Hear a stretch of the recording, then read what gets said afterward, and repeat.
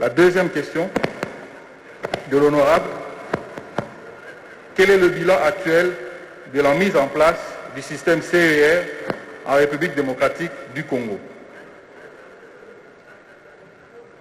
Le système CER a permis à l'autorité de régulation de Poste Télécom de disposer d'un premier moyen de contrôle connecté en permanence au système des opérateurs, allant jusqu'à réconcilier les bases de données sur les identifications des utilisateurs des SIM dans les réseaux GSM congolais. Ici, je dois souligner que c'est la première fois que cela se fait véritablement, parce qu'il y a eu toujours des résistances des opérateurs à ce stade. À ce jour, en termes de recettes, le RAM a produit 25 millions 11 000 $. Ce montant représente les revenus consolidés des opérateurs. Le service de call center de l'ARPTC a enregistré 585 cas de téléphone volés ou perdus, mais le système CER nous a permis de bloquer 300 appareils du fait d'une part de la résistance des opérateurs des réseaux mobiles vis-à-vis du système, de peur de voir le régulateur de télécom se connecter à leurs infrastructures. D'autre part, du temps d'approximation des utilisateurs victimes des cas précités, de la procédure de blocage des appareils volés ou perdus sur tous les réseaux GSM en même temps, et du temps de l'implémentation de la prise en charge de ces cas dans le chef des opérateurs GSM. Une campagne permanente d'information des utilisateurs des appareils GSM, les invitant pour leur propre sécurité et leur propre santé à vérifier gratuitement que les téléphones ne sont pas contrefaits et en cours, leur permettant de les changer à temps et avant septembre 2022, date à laquelle ils ne seront plus autorisés sur les réseaux cellulaires congolais.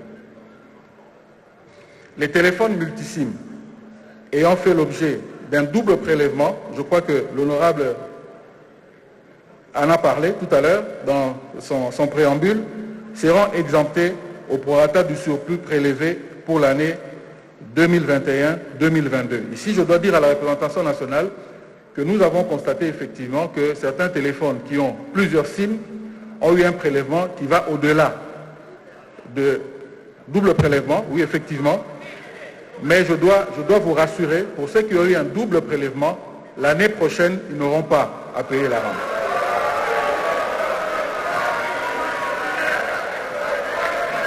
Le RAM a permis l'accompagnement de la gratuité de l'enseignement avec le projet Synted.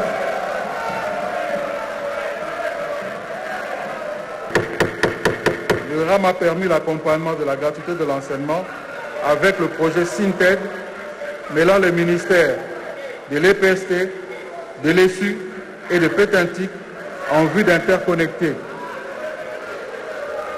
des entités éducatives telles que les universités, les instituts supérieurs, les écoles primaires et secondaires, afin de leur permettre d'accéder à du contenu éducatif certifié à travers une plateforme numérique facilitant leur gestion administrative et leur offrant les services numériques innovants.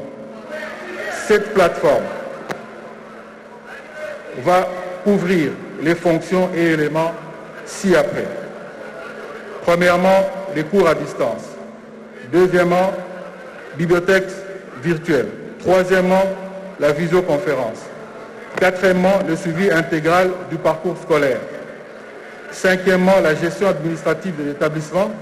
Sixièmement, la génération de titres scolaires sécurisés. Et ici, je dois dire que pour la première fois, nos lauréats aux examens d'État n'auront plus à attendre des mois pour avoir leur attestation et pourront le télécharger directement.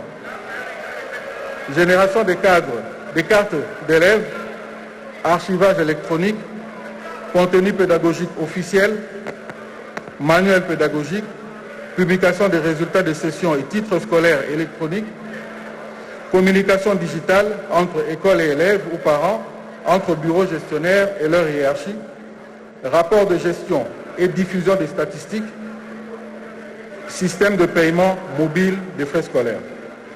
C'est dans ce cadre que 2 protocoles d'accord ont été signés par les projets Système d'interconnexion des entités éducatives, SINTED en sigle, entre l'EPST, l'ESU et le ministère de Pétintique, accompagnés par l'ARPTC et Schoolap, qui est une start-up congolaise. Cette société a plusieurs fois été primée, mettant en œuvre ces facilités numériques.